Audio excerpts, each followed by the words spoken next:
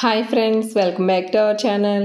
ఈరోజు ఈ వీడియోలో కొబ్బరి బర్ఫీని ఎంతో ఈజీగా పక్కా కొలతలతో ఎలా తయారు చేసుకోవాలో చూపిస్తాను. ఈ బర్ఫీ తయారు చేయడం కోసం కొబ్బరిని వేయించాల్సిన అవసరం కానీ పాకం పట్టాల్సిన అవసరం కానీ లేకుండా ఎంతో ఈజీగా తయారు చేసుకోవచ్చు. టేస్ట్ అయితే చాలా బాగుంటుంది, నోట్లో వేసుకుంటే కరిగిపోతుంది.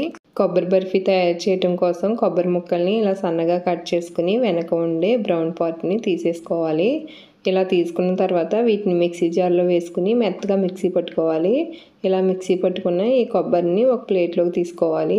ఇప్పుడు గ్యాస్ ఆన్ చేసుకుని అడుగు మందంగా ఉన్న ఒక కడాయిని పెట్టుకుని అందులో మనం మిక్సీ పట్టుకున్న కొబ్బరి తురుముని యాడ్ చేసుకోవాలి.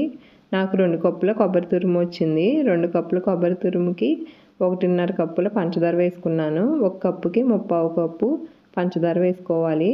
అలాగే 2 కప్పులు చిక్కని పాలు పోసుకున్నాను. 1 కప్పు కొబ్బరి తురుముకి 1 కప్పు పాలు పోసుకోవాలి. ఇలా పాలు పోసుకోవటం వల్ల ఈ కొబ్బరి బర్ఫీ అనేది చాలా టేస్టీగా ఉంటుంది. మీకు ఇష్టం లేకపోతే మీరు పాలు పోసుకోకపోయినా పర్వాలేదు.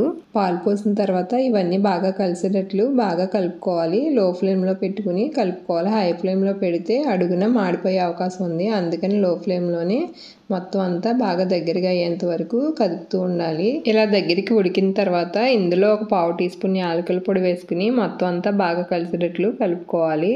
ఇలా బాగా కలిపిన తర్వాత కొద్దిగా మిశ్రమాన్ని తీసుకుని చూస్తే ఇలా ఉండలాగా అయితే మనకి బర్ఫీ రెడీ అయినట్లే.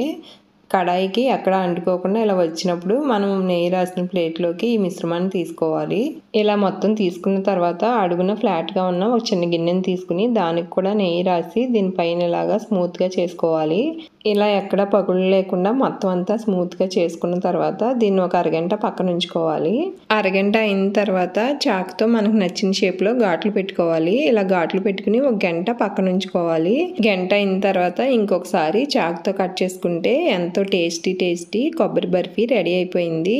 కొబ్బరి బర్ఫీని ఇలా ఎంతో ఈజీగా కొబ్బరిని వేయించే పని లేకుండా అలాగే పాకం పట్టే అవసరం లేకుండా ఇలా ఎంతో ఈజీగా తయారు చేసుకోవచ్చు. ఇలా పాలు పోసి చేసుకోవటం వల్ల ఈ బర్ఫీ టేస్ట్ అనేది చాలా బాగుంటుంది. మీరు కూడా ఒకసారి ట్రై చేయండి.